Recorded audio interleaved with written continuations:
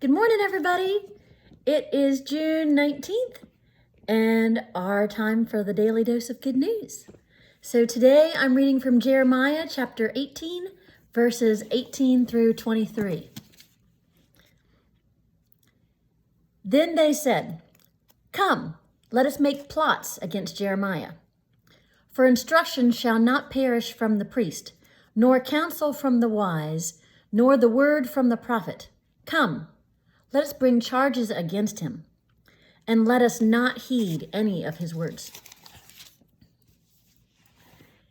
Give heed to me, O Lord, and listen to what my adversaries say.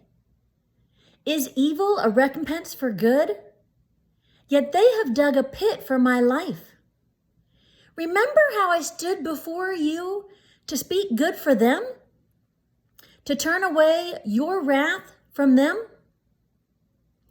Therefore, give their children over to famine. Hurl them out to the power of the sword.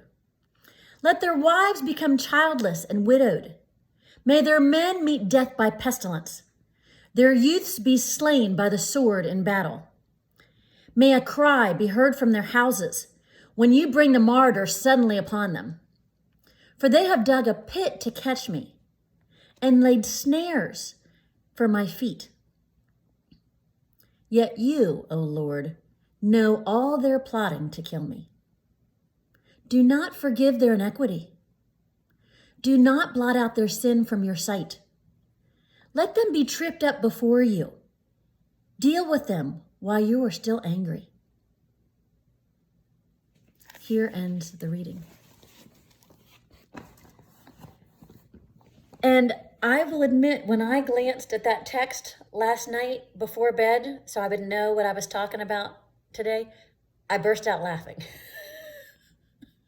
Which maybe seems like a strange response to such anger and blatant wishing for violence to befall someone else, because Jeremiah the prophet has been wronged, grievously wronged, and Jeremiah is upset about it. But it made me laugh, and it made me think, Jeremiah is talking to God like God is his best friend and just venting and letting it all out. And it's harsh. It's also really honest. And I think sometimes we hesitate to come before God with our honest anger, our honest desire for righteousness to be done. There are times when we are wronged by others, and it's hard. And so I laughed when I read that, because I thought Jeremiah feels pretty comfortable with God, that Jeremiah can just let loose and can say whatever Jeremiah needs to say, even if it's harsh and ugly and embarrassing or whatever. And that's great. It's great to have that kind of a relationship with God. So I did my own exercise this morning. I thought about a way that I've been wronged, and I did my own Jeremiah 18 through 23. And I was really surprised that I found it really helpful to let loose and say things that are, oh my gosh, they're not nice.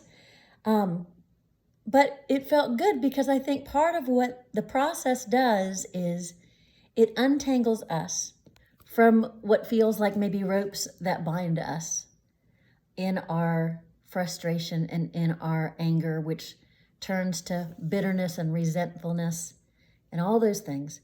And I found in the exercise, it's sort of like it unties that, it unbinds that, and it lays that rope at the feet of God. And it is relieving. And I think the second piece is all those pieces of let these awful things happen to them. There's some component of recognizing that God is all powerful and that God will deal with it in whatever way God seeks justice, that God is on our side and God has our back and God will do it. And so we don't need to be tied up with all that stuff. We can just let it out. Bring it before God, leave it at God's feet, and let God take it from there, trusting that God will, and that God knows everything and knows what's deserved and what should occur and what shouldn't occur. because God has it all in perspective and knows way more than we do. So, something to think about for today. If you want to join me on writing for Jeremiah, writing for yourself, you don't have to show it to anybody. It's just between you and God. But it's a chance to bring all of our feelings before God. And it's a pleasant thing to do. I think it's a relationship building exercise with God. So enjoy the day, everybody. Take care. Bye-bye.